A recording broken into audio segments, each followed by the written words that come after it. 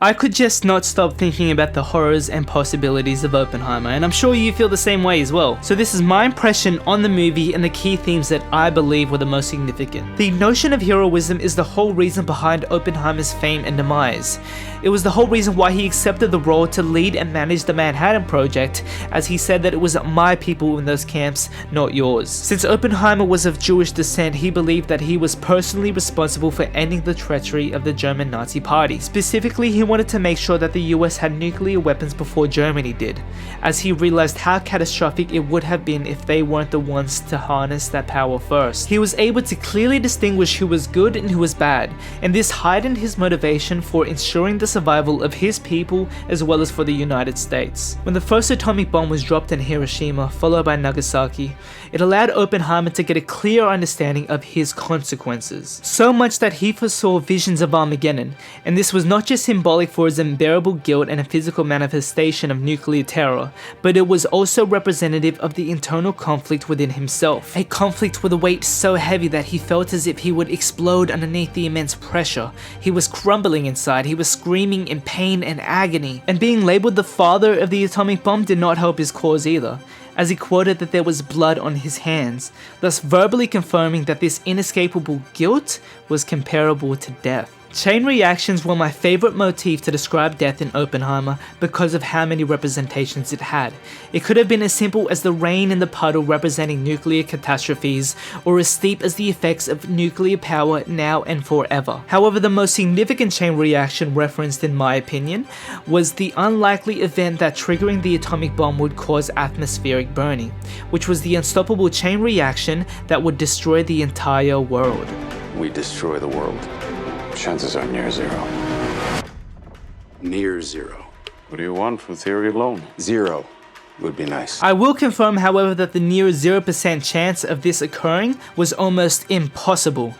The writers intentionally gave this value more importance for dramatic effect in order to demonstrate just how far humankind will go in order to win a war, even if it meant mass extinction. Therefore, the sheer possibility of extinction was a burden carried by Oppenheimer and his colleagues. This was made clear with the abundant use of close-up shots to demonstrate a blunt, emotionless expression almost comparable to death itself. Hence the quote, "Now I am become death, the destroyer of worlds." Trust had monetary value throughout the film.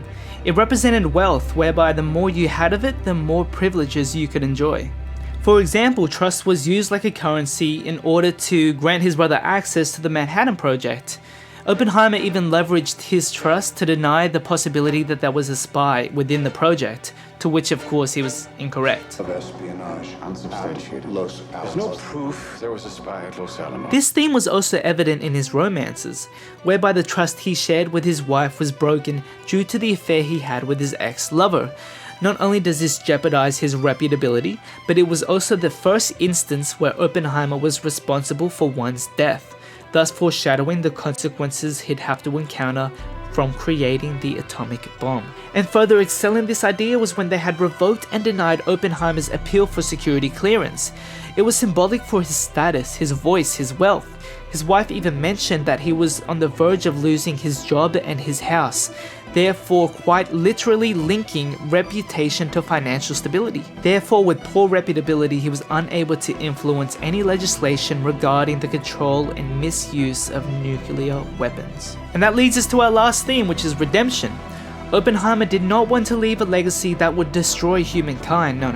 He wanted to make sure that we were equipped with the right knowledge in order to prevent such things from happening again. Hence, when his wife urged him to fight back, he denied such impulses because he wanted nothing but peace. Oppenheimer believed that the best way to come to an agreement was to not put up a fight at all. And this is because if he showed any form of resentment, it would just undermine his own values. His motive for not fighting was due to the realization that fighting had resulted in the death of many innocent people.